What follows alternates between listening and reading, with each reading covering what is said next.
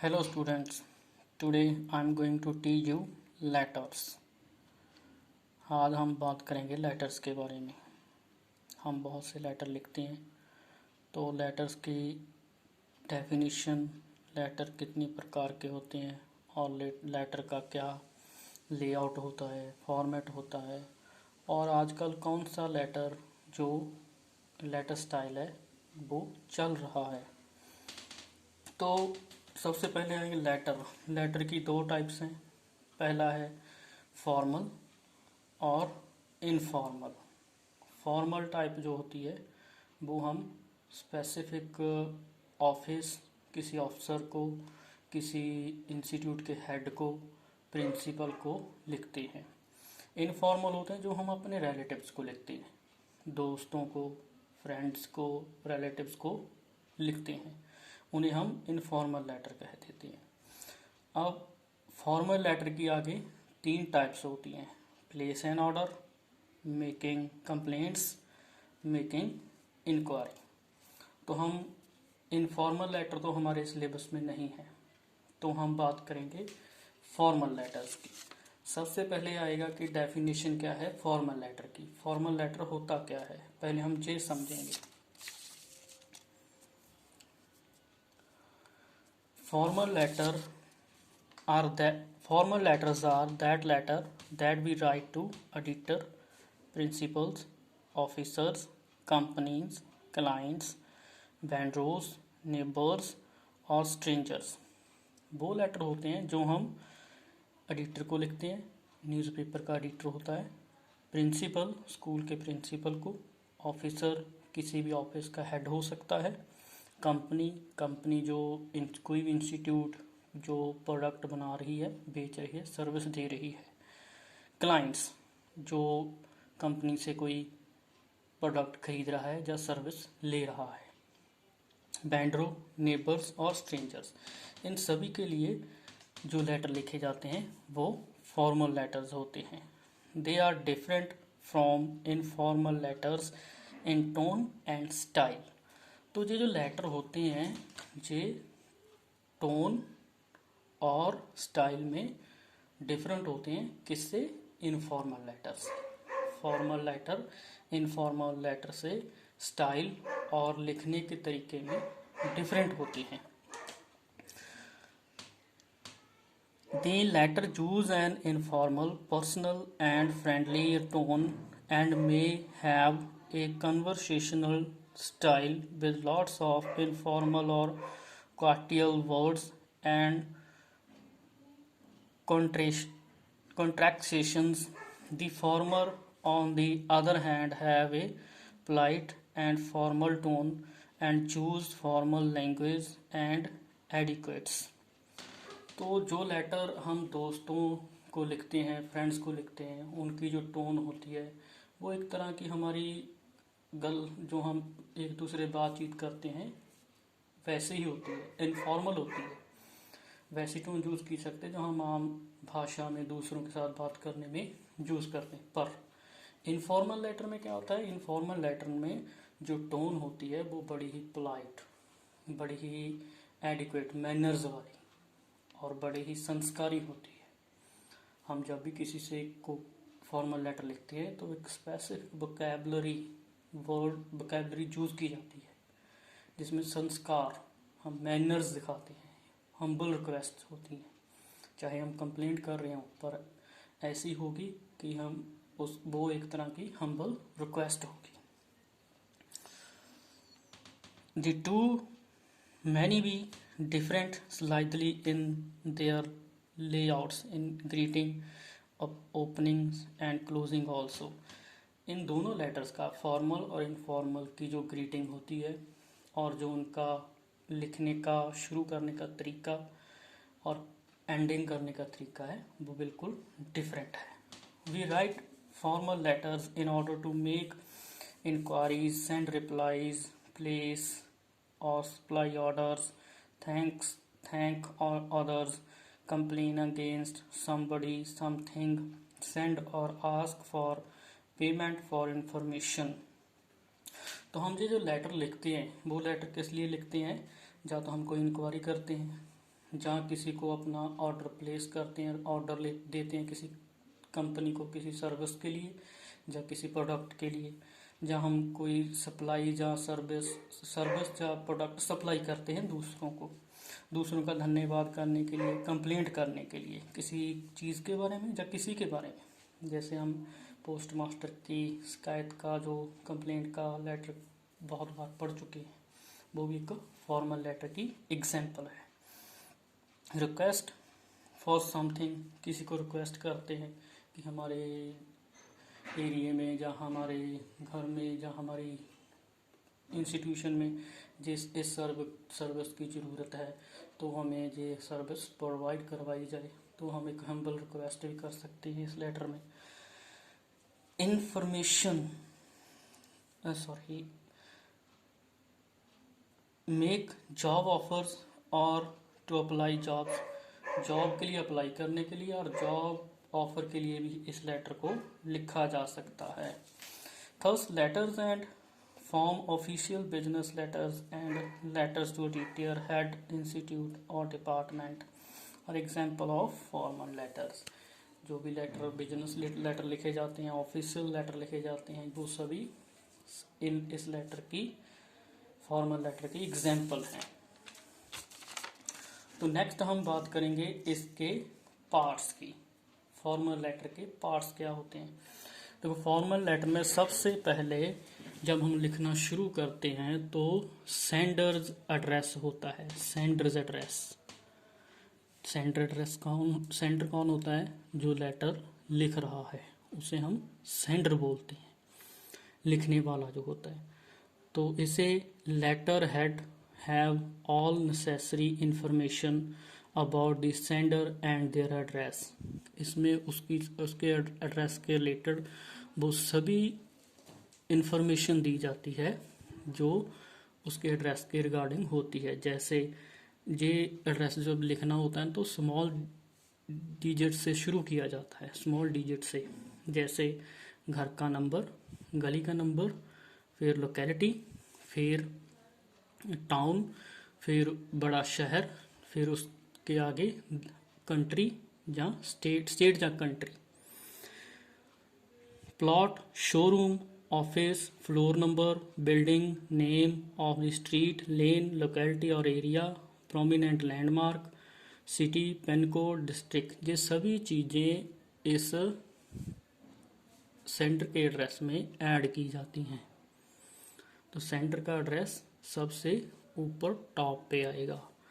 उसके बाद होता है date. It is put just below the sender's address by leaving a double space. तो सेंडर के एड्रेस के बिल्कुल नीचे जगह छोड़ के डेट डाली जाती है। और डेट डालने के दो तरीके हैं, ऑप्शन है जहाँ आपके लिए, या तो आप डेट लिख सकते हो डे मंथ ईयर या मंथ डे ईयर। कभी भी आप जब डेट लिख रहे हो तो डेट के विचकार हाइफन स्लैश नहीं डालनी जब भी आप फॉर्मल लेटर लिख रहे हो इंग्लिश में। Okay, clear? रेफरेंस नंबर होता है। जब भी आप कोई फॉर्मल लेटर लिखते हो तो उसमें एक रेफरेंस नंबर दिया जाता है। वो रेफरेंस नंबर आप कैसे भी अल्फ़ाबेटिकली, न्यूमेरिकली डाल सकते हो। establish the context of the letter. It is usually a number or code and may include such detail as inquiry number, order number, invoice number, receipt number, file number, complaint number, registration number, account number, roll number, product code और number, property code और number. ये कुछ भी हो सकता है। Reference number को आप कैसे ही बना सकते हो। आपके इंक्वायरी का नंबर कितना है वो इसके साथ डाल सकते हो। आपका ऑर्डर नंबर कितना है वो डाल सकते हो। फाइल नंबर कितना है वो डाल सकते हो। डेट भी इसके साथ पीछे डाली जा सकती है रेफरेंस नंबर लिखने के लिए। Receipts, name and address. अब हम जिससे हम लेटर लिख रहे हैं उसका एड्रेस। देखो, आपको जो भी हेडलाइन आएगी उसमें दो एड्रेस दिए गए होंगे, एक तो सेंडर का होगा, एक एड्रेस रिसेप्ट का जिससे आप लेटर लिख रहे हो। तो आपने आइडेंटिफाई करना होगा कि कौन सा ड्रेस किसका है। Write complete formal name by prefixing an appropriate title Mr. Mistress, Miss, Doctor according to the status and reference of the receiver। आपने उसका पूरा नाम मिस्टर और मिसेस डाल के लिखना है और उसका आगे पूरा स्टेटस लिखना है कि वो क्या है, उसकी डेजिग्नेशन क्या है, उसकी पोजीशन क्या है। तो आप पहले उसका नाम लिखोगे, फिर उसकी डेजिग्नेशन लिखोगे, फिर उसका जो कंपनी का नाम वो आएगा, फिर उसके शहर का नाम आएगा जो जहाँ पे वो कंपनी है जिसमें वो काम कर रहा है। सॉल्यूशन सॉल्यूशन क्या होता है? This is a formal and polite way of addressing the रिसेप्टेंट।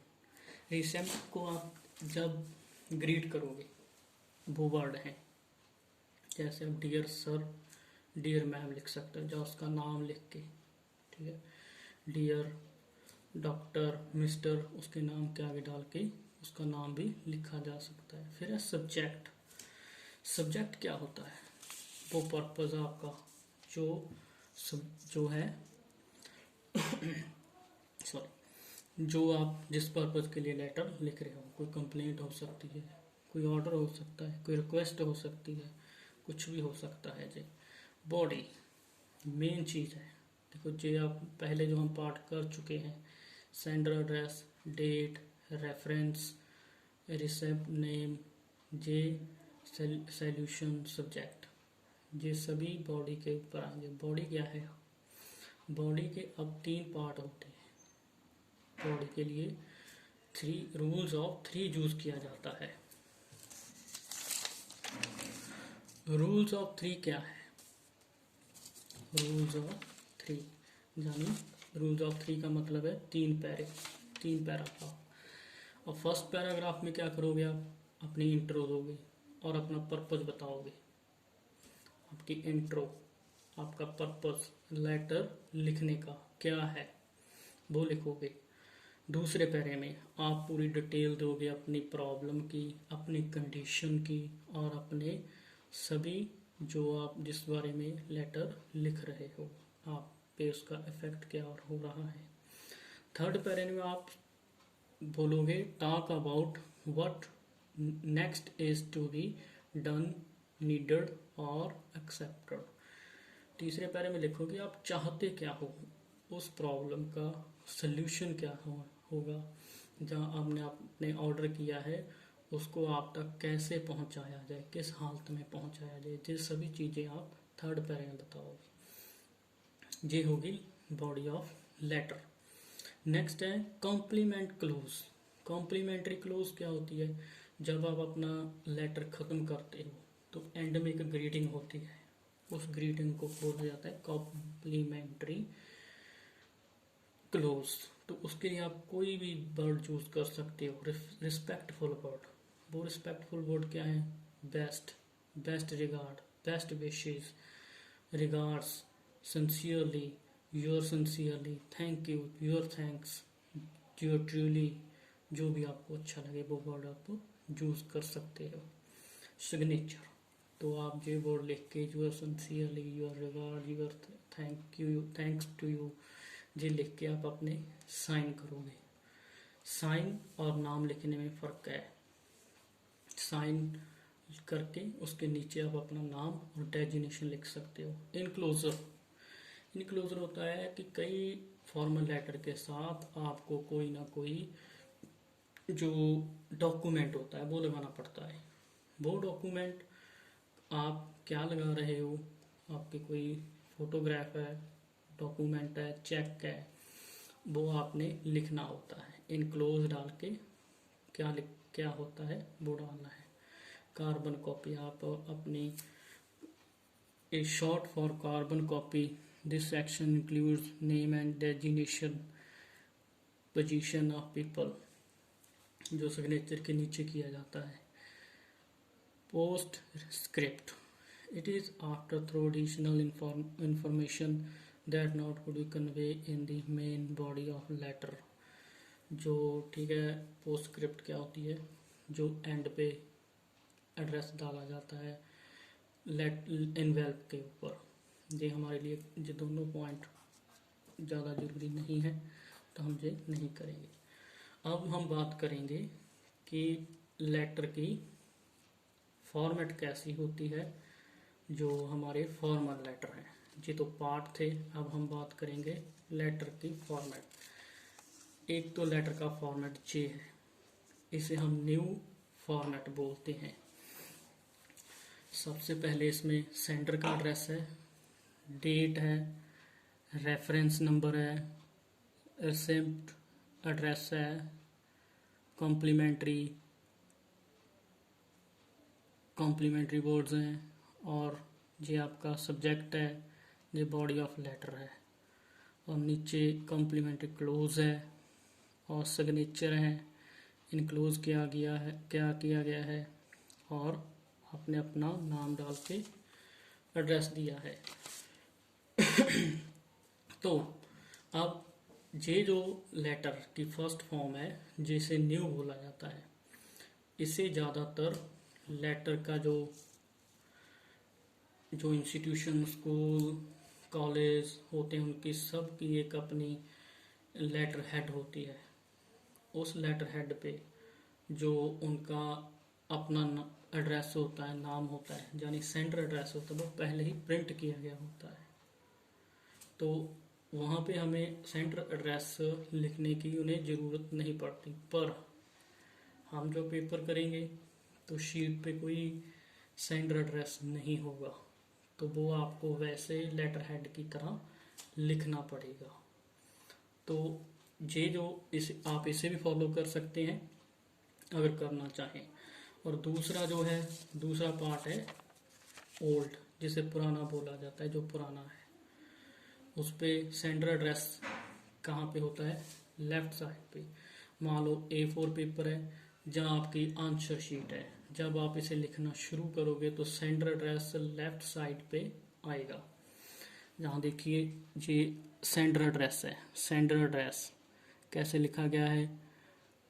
210 creative Heights, DDA LIG flat, pocket 1, sector 29, Rohini, Delhi, और पिन कोड है।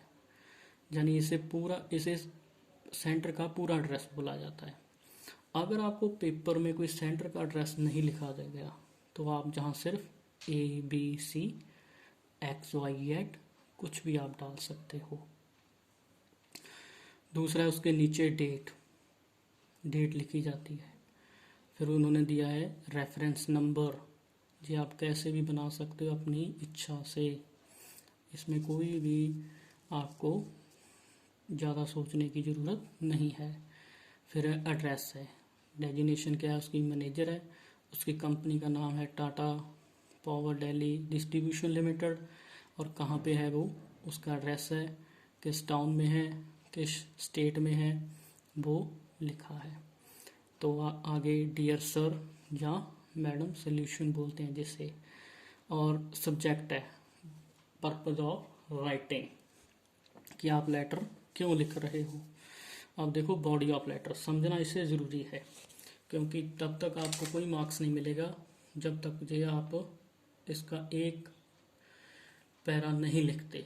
जो ऊपर के जो पोर्शन है उसके मार्क्स डिवाइड किए गए हैं, पर आपको मार्क्स तभी मिलेंगे जब आप इनमें से कोई इसे आधा, इसके 2 पैरे कंप्लीट करोगे।